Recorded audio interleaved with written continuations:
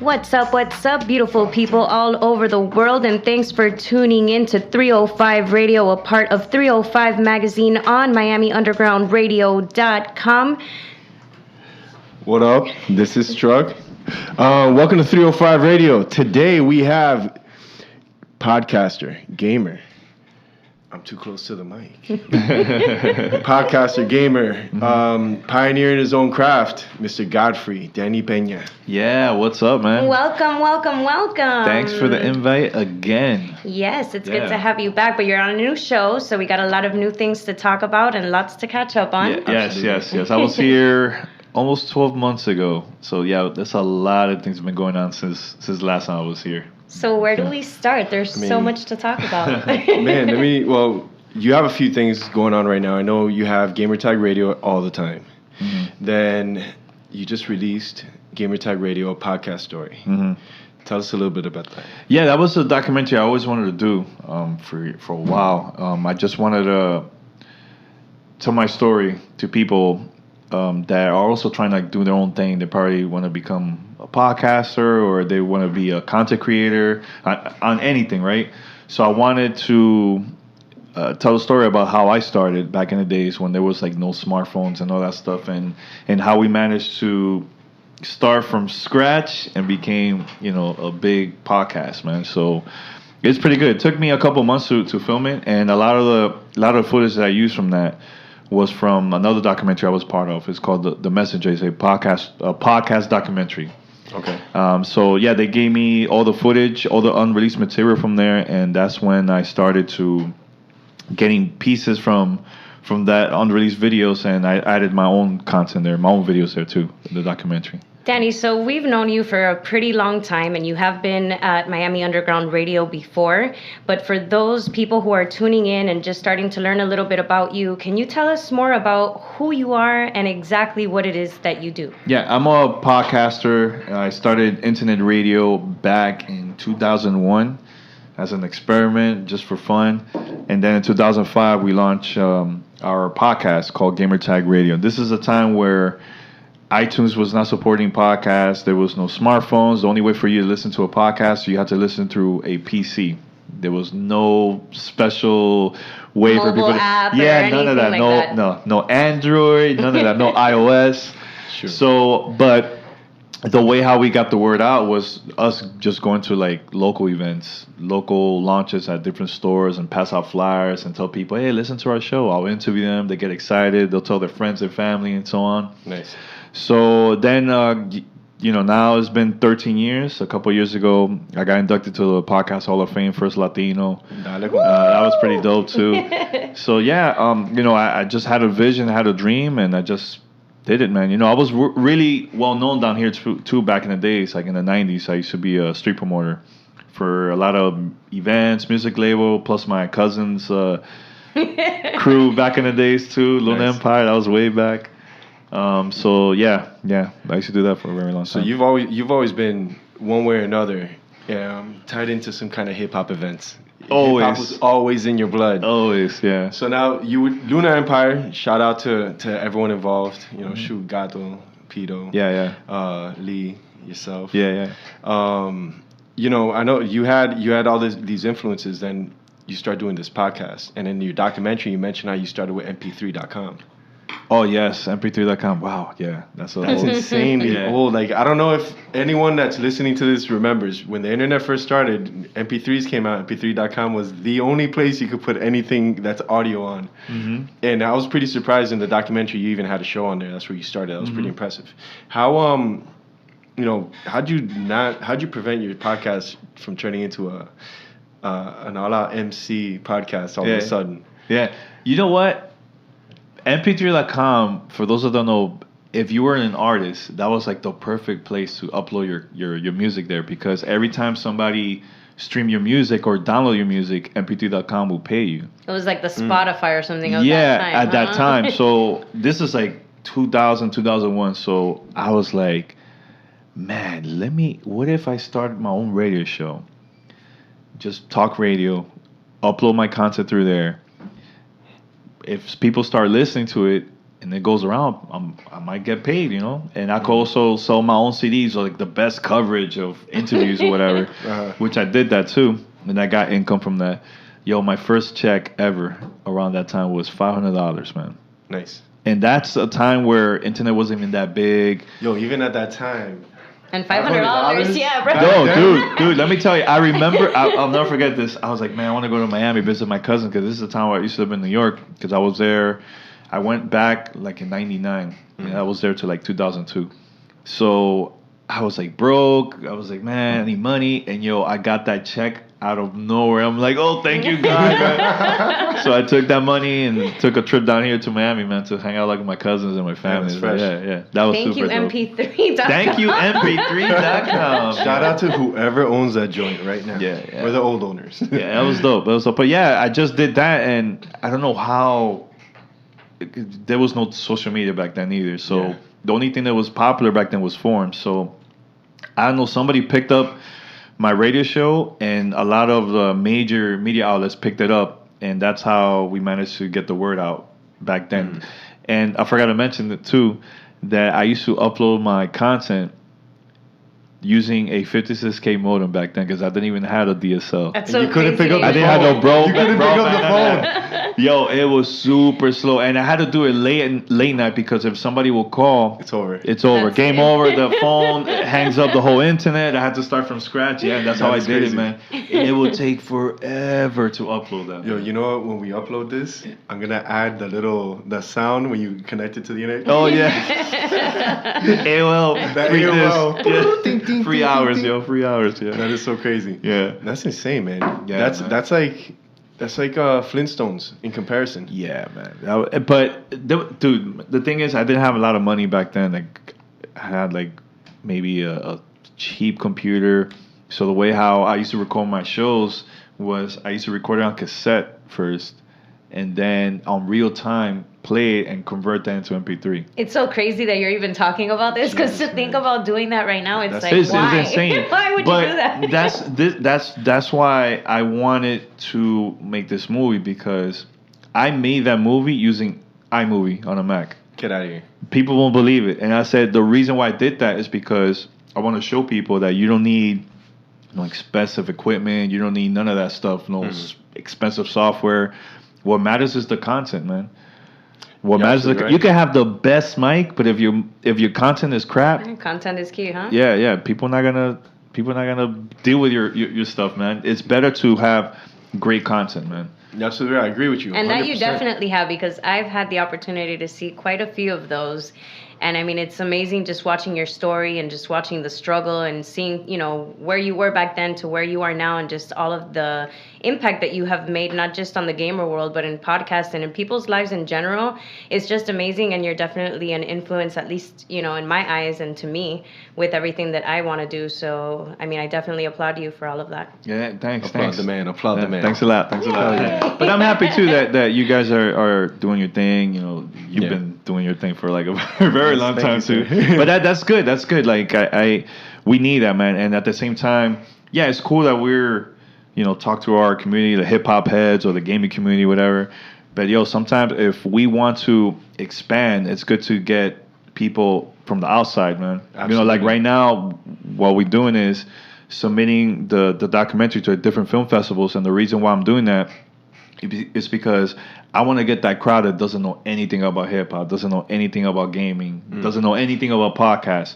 Cause that's how the industry will grow, man. Getting the new folks, man. If we still stay in the same circle over and over and over again, we're never gonna grow, man. You're absolutely right. You're absolutely right. You can't do that. You can't do that, man. So I know a lot of hip hop heads that get all mad, like, oh, mainstream and all this stuff, too commercial. I used to be that type too back in the days, but it's a good thing because all of us are making money.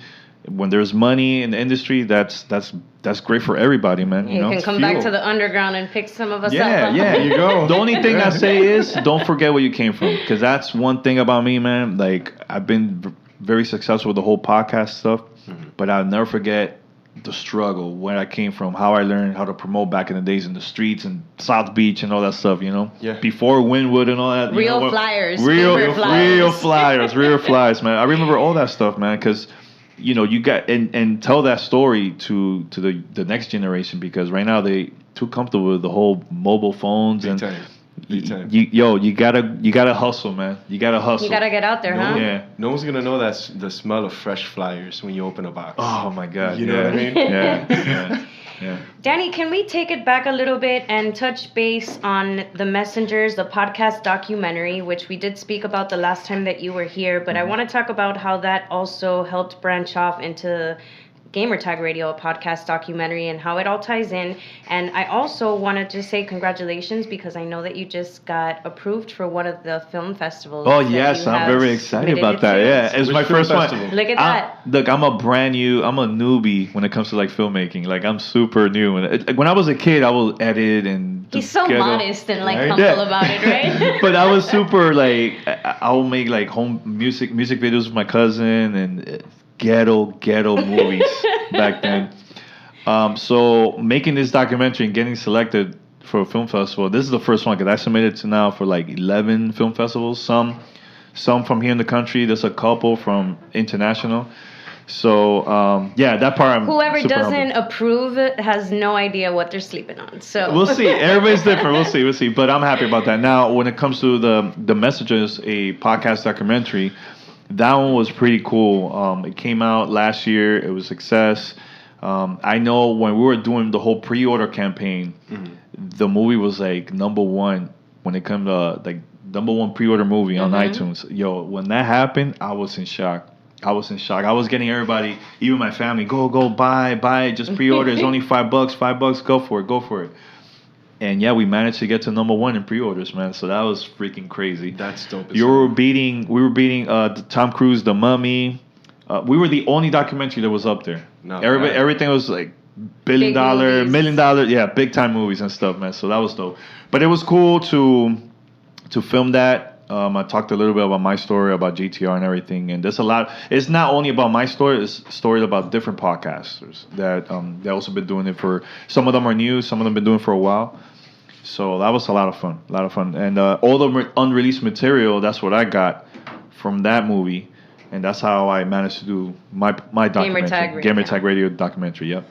Tell me a little bit about the screenings that you've done and just the overall experience, because I know you had, like you said, a lot of success with the first one, and you've been doing these little kind of like teaser screenings that I actually ran into you at Sidebar the other night while you were doing that, which was amazing too. Yeah. Shout out to Backroom Sessions as well for that. Definitely. But tell me a little bit about that and just your experience overall, because you've had so much support, not just from the gamer community, like you said, or the podcast community. It's pretty much the world community. Yeah, it's crazy because I did a lot of screenings for The Messengers. We went to New York. We did a screening here in Miami. It was freaking packed.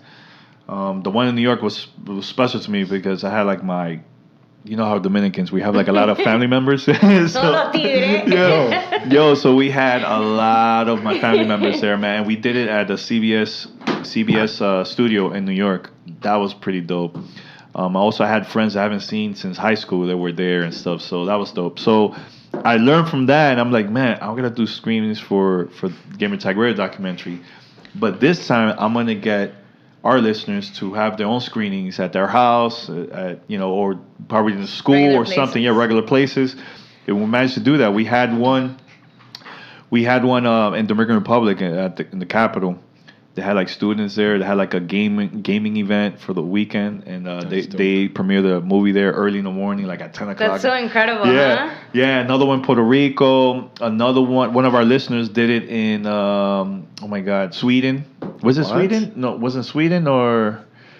Oh my God, I can't remember. It was one of those like European countries. That is so dope. Yeah. So that was just word of mouth, just our community doing it, man. So...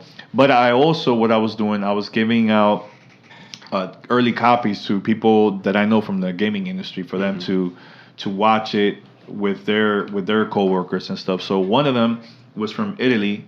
It's from the team from Ubisoft. They made like a Mario game for Nintendo Switch, and I'm a huge fan of that game that came out last year.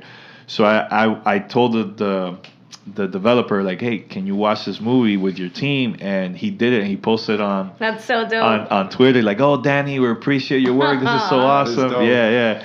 So that just word of mouth, man, and that's why I think networking is super important, man. Like, all that happened because either we're engaged with the people or we met them at different events and stuff, so throughout the years. Well, I have to say that everybody who I know that knows you, whether it's, they've known you from back then or they know you from a present time or from gaming or whatever the case is, that's one thing that every single person has to say about you is the way that you engage with the community, whether, they're into the gaming or hip hop or podcasting or whatever it is they're doing. It's just that genuine connection that you make with people and that bond that you create that establishes a certain relationship with you where I think you definitely can help everybody connect in that sense.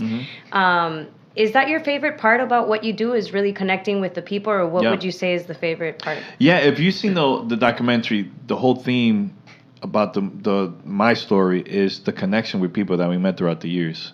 Because any industry that you're a part of, that industry is super small. Hip-hop industry, super small. Big time. The gaming industry is super small. One person that you meet, you never know what could happen. They probably will get a higher position or something that maybe they will help you out in the future, like, just because you met them throughout the years and they know you. And we met so many people that they're the ones that will contact us to attend an event, a media event out of Miami, sometimes even out of the United States. And we'll travel. They know how we work, and they will. They'll want us to, like, interview people that worked on the game or worked on a product, And that is because we build those relationships throughout the years, that trust, say they know how we work. Now, also engaging with our listeners, that's super important because they're the ones that made us successful. They're the ones who could say, you know what, I don't want to listen to the podcast anymore and I'm done. Yeah. So when I got inducted a couple of years ago, when I got inducted to the Hall of Fame, I invited our listeners from the Dallas-Fort Worth area to go with me. And I took them to the red carpet. We took pictures and everything. Awesome. They were super excited, and we sat in the front row of the awards. And they were the first ones that I thanked when I got my award, because they've been part of my journey, since the beginning. So it's good to do that. It's good to see that's a good example of never forget where you came from. Yep. Because you brought them with you. Yeah, exactly. Yeah, if it wasn't for them, there wouldn't have been no award for me, no deals with the podcast, none of that, So I think it's really dope to see not only the way you connect with your audience, but your team. You guys have great chemistry. You, Peter, and Paris. How do you spell Paris? Parris. Yes. Not Paris, c'est la vie. Yeah. He knows what's up. But you guys have great chemistry throughout your show, man, and even if you're at odds on the games, your opinions, which that's what I personally like when you hear this. It's not all hip hip hooray, we love this game. It's like, look, it's good, but debates, build a conversation. Like, the thing is, when you have a co-host, it's good to have different opinions about stuff. Because imagine everybody, imagine everybody saying, "Oh yeah, this is great." This is everybody, and it's like, me as a listener, I'll find that super boring. To tell the truth, big time. So it's good to have that conversation. Yeah, there can be stuff that we agree, but the thing is to get to know that person that is part of your team. Of course, because we're friends first. And that's why I know when my co-host is gonna cough. I know when my co-host is gonna stop talking, or you know what I'm trying to say. Like, we know the things that we're so used to talking to each other throughout the years, And I think that's what makes the show so much dope, like so much fun to record, man. Yeah. And as a listener, it's dope to listen to, man. I agree, man. It's definitely a good time to listen to. Yeah, definitely, man, definitely. And then, they're hip hop heads too, Yeah. So we talk about a little hip hop, and we talk about like movies, like now with the Avengers coming out and all that. So we talk about all that stuff, So it's good, man. It's good. And all of you have such great personalities. You're all very different, but at the same time, you guys all bring kind of like a spunk. You're all very witty. And I'll say this: you never know who's listening. I'll tell you, I've learned that throughout the years. You never know who's listening. There's people that probably will listen to the show, not say a word. They won't call you. They won't send you an email, nothing. Because a lot of people are shy. I had Carlos that have been listening to us for like 10 years, 9 years, and they recently just finally got comfortable to send us an email or to send us a voicemail because they feel like, man, they're like my friends. I could you know, I'm gonna hit them up. Like I feel like I'm part of the crew too. What do they tell you? No, they'll say that. Look, I'm a long-time listener, first-time caller. Like I've heard you actually be put on Libsyn. I know when you guys started when you gravitated away from like the MP3 stuff and the most recent homes for your show. Like Libsyn was a home for the show for a long time. I know you guys started incorporating phone calls. Drop us a line and you incorporated it into the show. Is that something I haven't had a chance to keep following all the shows, but is that something that you've tried to maintain throughout the show since you started it? Yeah, always, man. I love, because that's another way for us to engage with the listener by them emailing us or sending a voicemail. Or they'll record from their computer and they'll send it like an MP3 for us. Like, that's crazy. You know, so there's different ways for people to communicate with us, you know. Sometimes we get so many questions that we can't answer every single one of them, but we'll save them for like future episodes and stuff, you know. So, yeah, it's good because by us doing that, the listener feel like, man, I love that. They don't get that type of engagement with other shows, so that's why a lot of them stay with us because we do that all the time. Makes perfect sense, man. Building the community. Yeah, definitely. So before we move forward, can you please let everybody know where they can find you and the podcasts and the documentaries and everything? Yeah, go to gamertagradio.com. Also, our new home, Audio Boom, that we signed a deal with them a couple weeks ago. We just left CBS Radio, so you could go over there, audioboom.com. If you have different phones, different apps, we're everywhere. Spotify. Nice. You can find us on Apple Podcasts, Stitcher, TuneIn Radio. We're freaking everywhere. So just look up Gamertag Radio. Anything has to do with podcasts, you can Google them, guys. Yeah. Now the documentary is totally free. You can watch it. Go to story.gamertagradio.com. It will take you to our YouTube channel. I know we also have it on Twitch, but you could definitely watch it there for free. I saw it as soon as you announced it was out. I went over and you watched it right I found it on YouTube. I was like, yo, let me just check this. Actually, you know what we did? We premiered it on Twitch. So we were all watching it live with our listeners. Yo, that was special, man. That was like the coolest thing I've ever done, man. That is fresh. Yeah, everybody got their popcorns at home.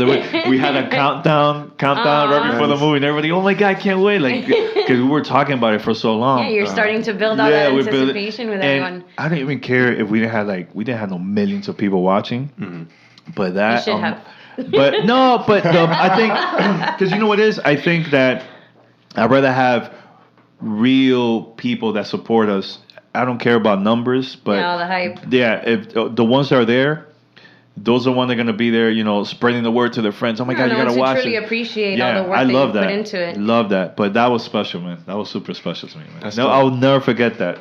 Danny, before we went into that, you mentioned CBS, Audio Boom. Can you tell us a little bit more details about that? All right, so 3 years ago, we signed a deal with CBS Radio. That was super exciting. I was freaking out because it's freaking huge. Hello, huge CBS. You know, they were the ones that said, "Yo, we would like to show. Can we sign you and everything?" And we were the first video game podcast for CBS, the first one.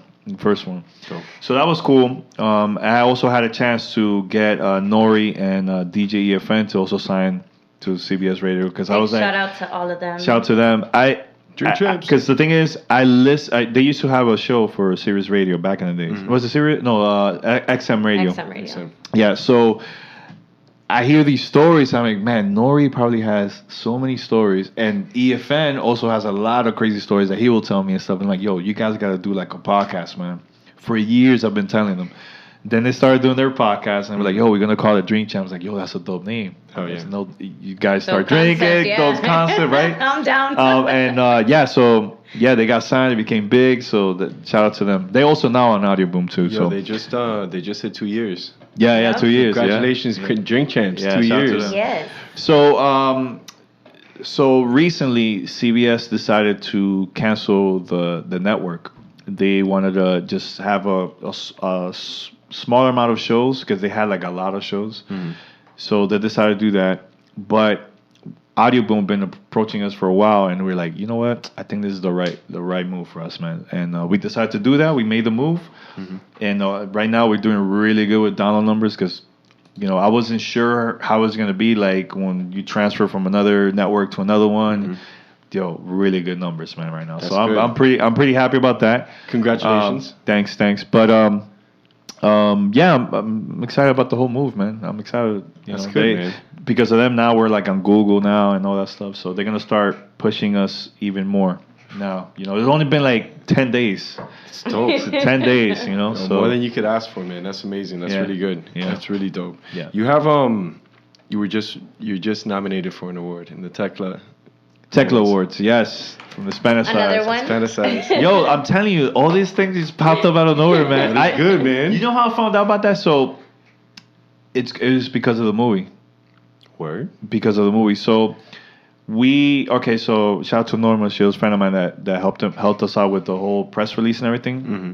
So I sent out a press release to a lot of people. She also sent it to a lot of media outlets, Spanish and American media outlets and stuff. I don't know how it happened, but it's Spanicized. They're the ones that they're going to have an event here on the 17th in Miami. 17th to the 19th. It's a conference for trendsetters. It could be radio, it could be TV, social media, YouTube, Facebook, Instagram, Snapchat, all that stuff.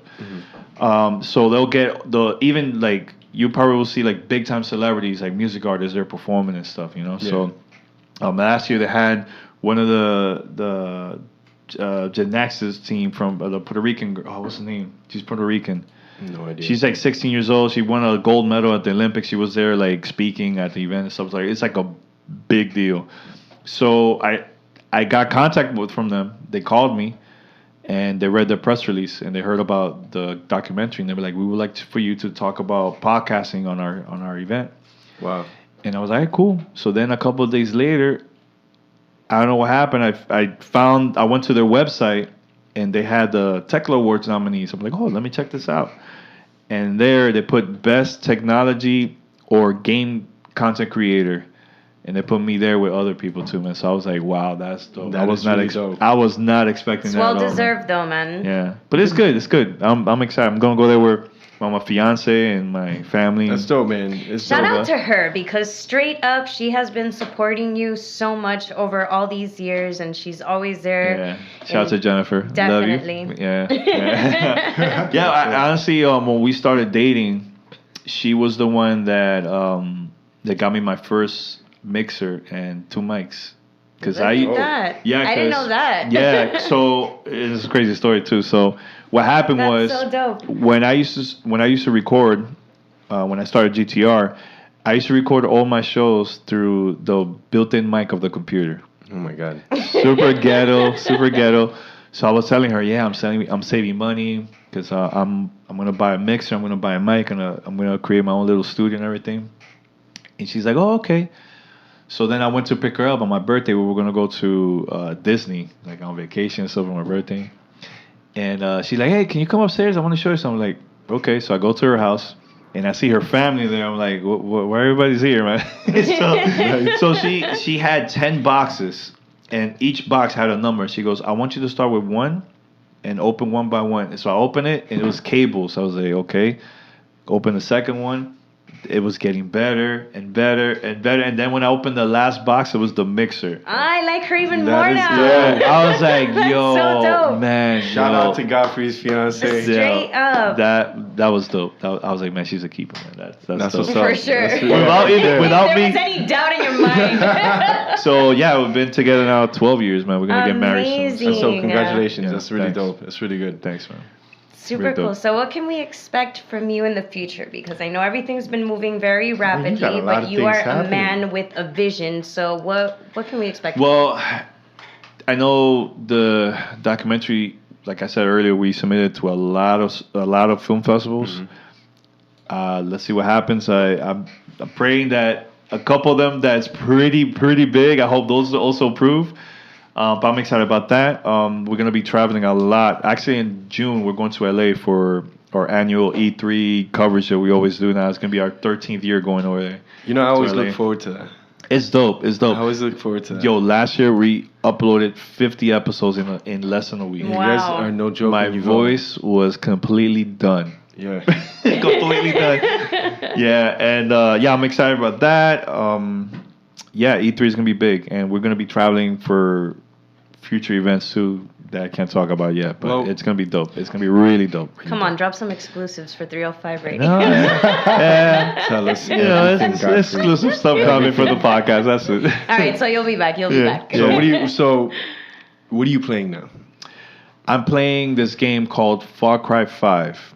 That's it's dope because like you are like against this cult leader and him and his cult members. You have to like attack them and all that stuff. It's a pretty dope story, and this is something I didn't talk about. So last year we were talking with this company called Ubisoft that they announced the game and everything. We loved the concept, and we were like, is it possible for us to interview the voice actors, but we're gonna make believe that we're in the location in the game and interviewing the characters? Oh my god! That is and they were like, "Yo, that's dope." I'm like, we want to do a podcast series, 4 episodes. Each episode is us interviewing the characters, and then at the end we get captured, and then the cult leader takes us to like his hideout.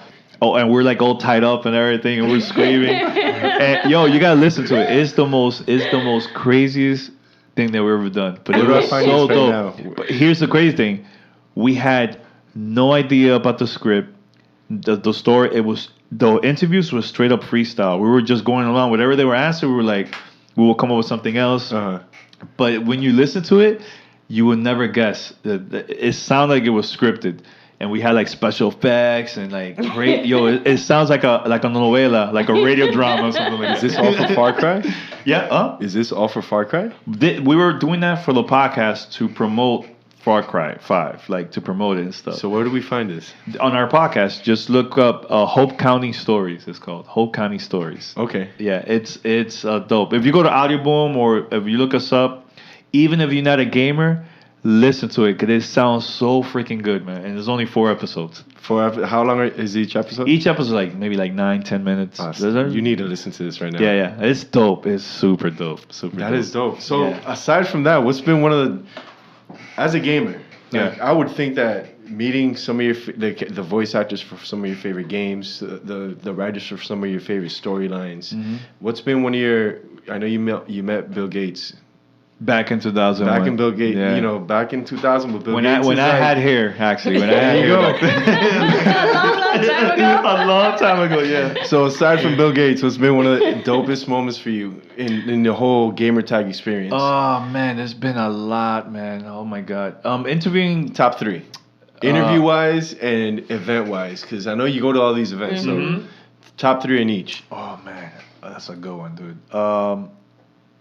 I think interviewing Peter Moore, for those that don't know, Peter Moore, he was the top guy for Sega. He was the one that promoted Sega Dreamcast back in the early days and stuff. Then he got a job at Microsoft, and he was the one that launched Xbox 360 and all that stuff. So I got to meet him for the first time, and I'm a big fan of his, man. So that was like a special moment for me. I was like, oh, snap. And still to this day, he left the gaming industry. Now he's in charge of like a team and a soccer team in the UK and stuff. Yeah. So he's doing bigger things and stuff. So, of course.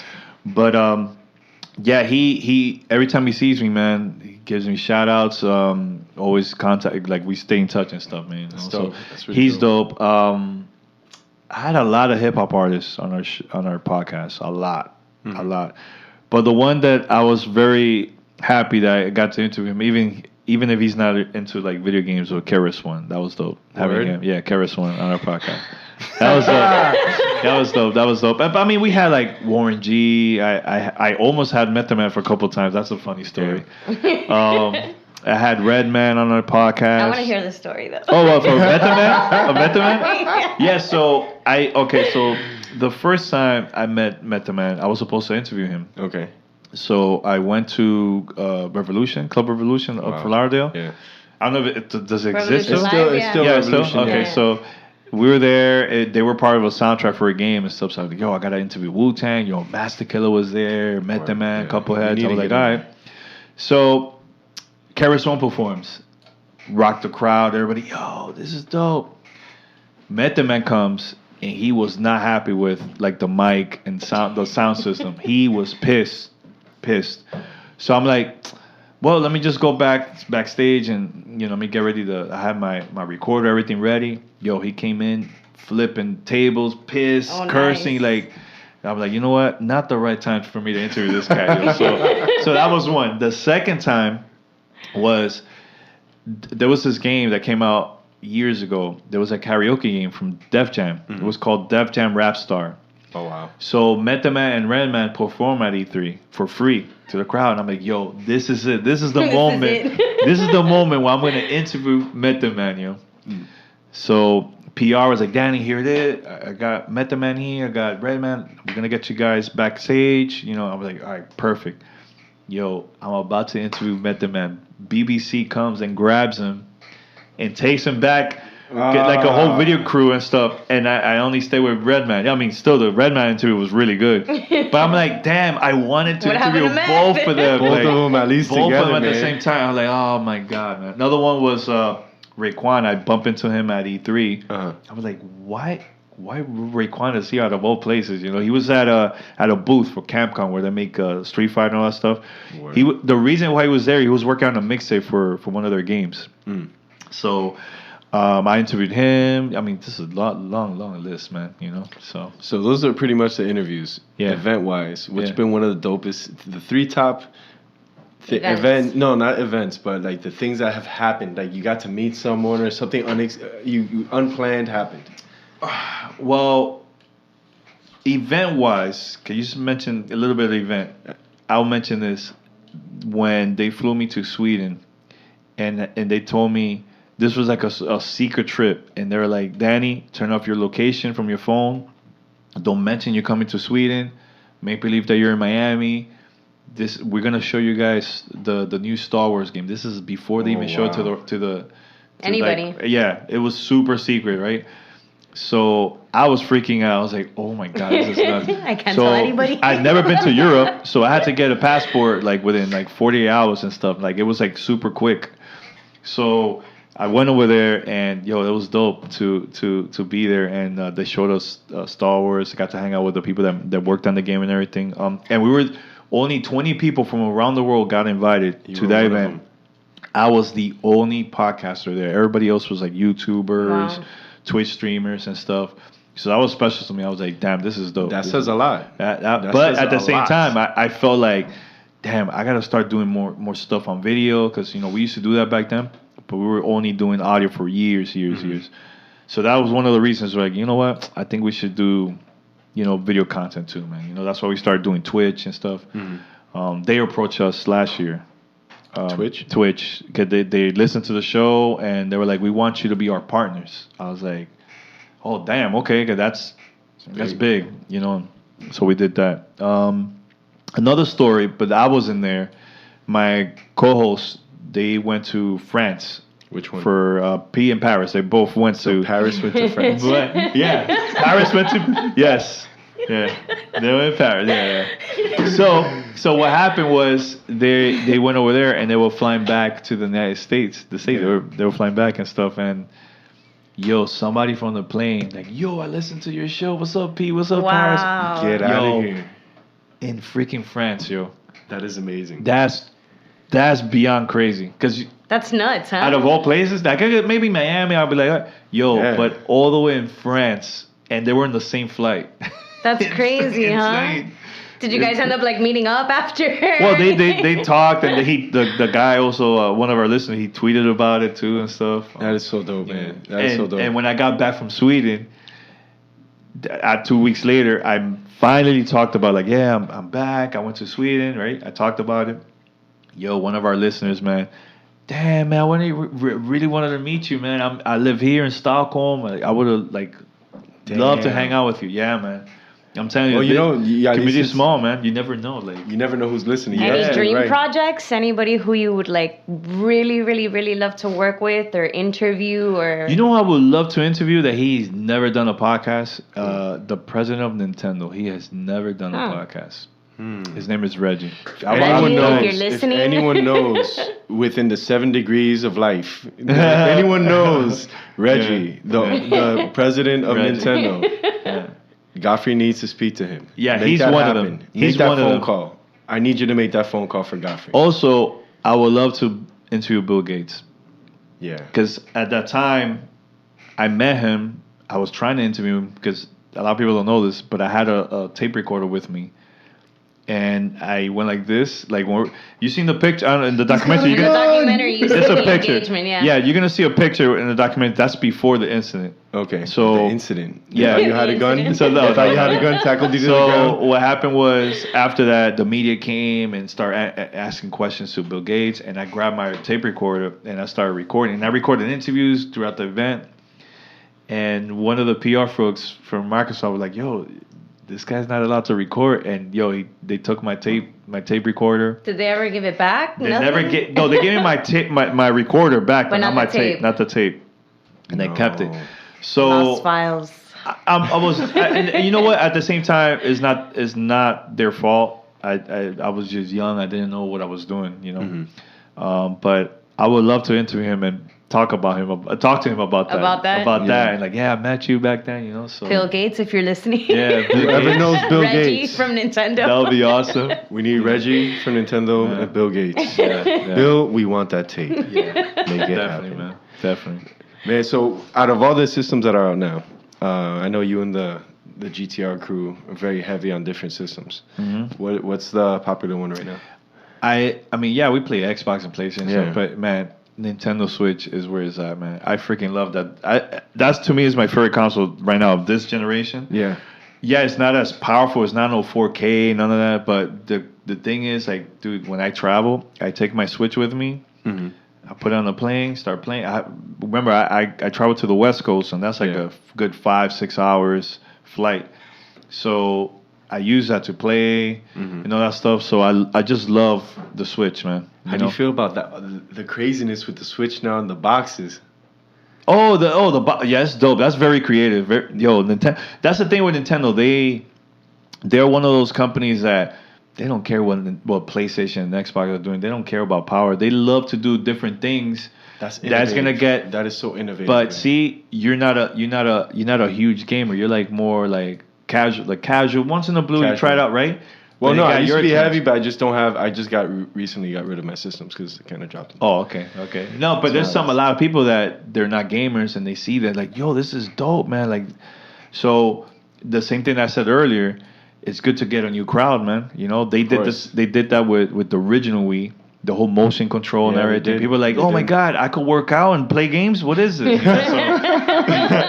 But yeah, it's a whole new audience, man. And I think that's what we all have to do, man, in every industry. Mm-hmm. Try to get that new crowd, man, to support your industry. And dude, we all get money, man. We all grow. You know what I'm saying? So that's the thing I love about Nintendo. They always thinking outside the box. That was so far out, man. I saw it. It was just literally it's out the box and using the same box. Yeah. Out the box. But it's dope for a parent that they want to build something with like their kids. Absolutely. And they could do that, and it's dope because it brings up like the whole creative skills and stuff for the kid, and it's dope.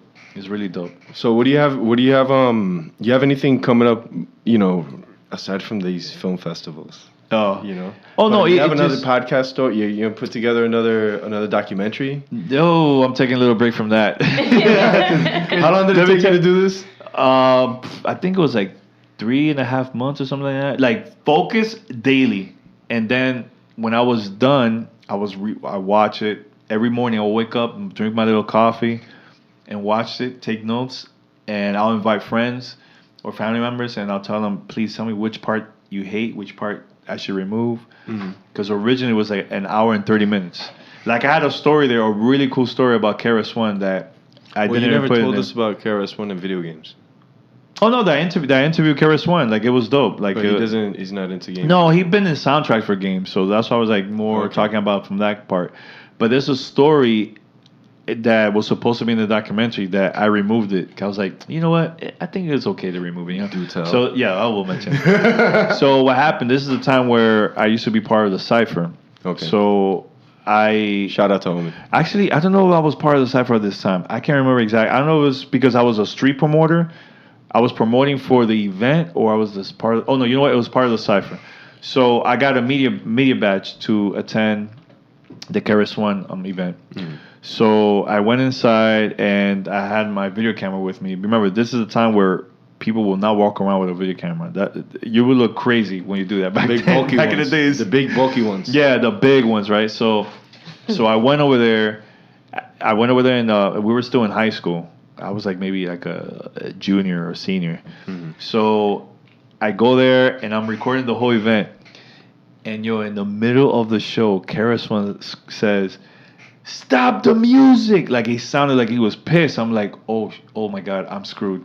What the hell's gonna happen? By the way. And I'm like, oh my God, I'm screwed, man. And he's there. I'm there recording, and he's like, "You with the camera?" And this is sold out show in Cameo.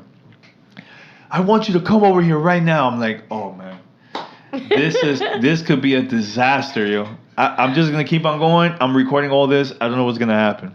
I have evidence. Yo, and I had this all this on tape. All this on tape. So I go on stage, and he's like, "I want you to sell this because this video, this moment is history. This is gonna be a classic moment 100 years from now.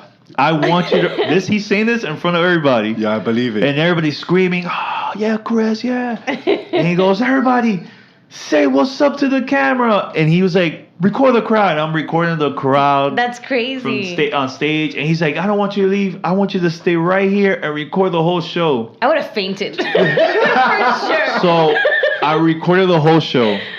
Right? I believe it. People, while KRS-One is performing, people are like, "Yo, I'll pay you $300, $400 for the tape. How much you want it for? I'll buy it from you." Everybody was saying that. Damn. Yo, and I'm about to leave. Freaking Cameo comes, like the security from Cameo comes and took my camera and took out the tape from my camera, and they were like, "No, you're not allowed to record." Not out. KRS-One gave me permission. I was like, KRS-One gave me permission. No, I don't care. And they took it. So that happened. So a year or two later, KRS-One comes back, and I'm like, I'm gonna do the same exact thing. So I took my camera with me to Cameo. This time, I took 2 tapes. You got somebody in the crowd, right? Yeah. So this time, I'm like, yo, I'm gonna have one tape in my pocket, and the other one is the one I'm gonna record everything. So I'm there recording KRS-One exactly like the same way from before. That's you nuts. Stop the music. Same exact thing. Come on stage, shout it. And I'm there. Oh yeah, recorded the whole thing, right? Yo, same thing to the crowd. It was like $1,000 for the tape. Yo, so I'm there, go down, and right before the music ended, I turned up the camera. I turned it on. I took the tape out, put the blank one in there. And I'm walking out, security, "Yo, give me that tape. Come on, let's go. Or we're going to arrest you." I was like, "Yeah. Here you go." Take it. So I kept that tape, and I still have it to this day. Yes. I still have it. Still have it. Not a fail. Still have it. Hands down, that's the most MI6 thing I've heard all day, bro. That was dope. That's good. Yeah. See that I'm telling you, this is the time. No smartphones, so it was like it was harder, man. Like back then to take. It wasn't anything. It wasn't a big camera. It was the small ones. Yeah, but still, to have someone that comes up to you and says, "Give me the tape," all of a sudden after having such a classic moment. Yeah. But then he must do that in every city. Yeah, you! I don't know. You can imagine how rare those tapes are to see someone to be like, "You, it's time for you to make money." Like I recorded a lot of hip hop shows back then. We used to promote for DJ Khaled back then days. Uh-huh. So we were the first ones to promote his, at that time, the first successful temple he ever had. Man, temple was a different world. Was with Fat Joe, Tony Touch, Big Pun, Cuban Link. Uh-huh. We promoted that. We went hardcore. We did some creative stuff that nobody ever done in Miami, like promoting. Like we had a crazy team. Mm-hmm. It was very successful. So I took a camera there and I recorded the whole show of Pun. We met them too. Who else? Lyricist Lounge 1998 when they were in Miami, a Cameo hosted by De La Soul. I have this special video. I was in the room backstage, and I'm there recording. Ullman was there. Shout out to Ullman. He was sitting down. Christy, also the founders of the Cypher. Mm-hmm. It was Ullman, Christy, Q-Tip, Common, De La Soul, Tony Touch. No, not Tony Touch. DJ Khaled. Everybody. We all in the same room, just chilling, talking, and I had all that on cassette. Insane. So, you still have video of this? Yes, we do. Yes, I do. Where? I do. I still have the video. Yo, so I think let me throw this idea at you. Just brainstorming out of here. Yeah, what's up? Do an old school hip hop events in Miami. Yeah, the way they used to be. Yeah. Have you ever released any of these tapes that we just discussed? I put short videos. Little clips? Yeah, but the Big Pun one, I put it up because it was crazy. I put it up, and that was his anniversary of his the day that he passed away. I didn't know. Crazy. I totally forgot about it. Just posted it, and it went viral. Like Miss Info, shout out to her. She a bunch of people. Yeah, she's on your show. I used to listen to her too. Yeah. And we did parties with her too, like gaming parties here, and she was a host. Isn't that where the gaming party you had, where you had it as part of your intro for a while? Yeah. GT. How was the Gamertag? Gamertag, everybody, yeah. Yeah, man. But listen to you for a long time, guys. Thanks. Listen to you for a long time, bro. Yeah. And shout out to Mayday. Mayday were like one of the first ones. One of the first ones to perform at our party, man. Like a lot of people were like, no, they were charging. Like, nah, man, we got you. And they worked on our intros back in the days too. I remember Recognize. Sharp Sound. Yeah. So we're super cool. And the biggest party we ever had was we did 2 parties, one in Miami, one in New York, the same week, and we took Mayday with us to New York, and that was like a special moment, man. I can imagine. Lots of I love great Mayday, moments, man. Shout out to Mayday. Shout out to them, man. Super cool. I'm proud of them, man. Super proud of them. Hell yeah. Yeah. Hell yeah. So let everybody know once again where they can find you on social media, where they can find the podcast. That was fast. Super fast. Feels like 5 minutes, right? Yeah. And I haven't cursed.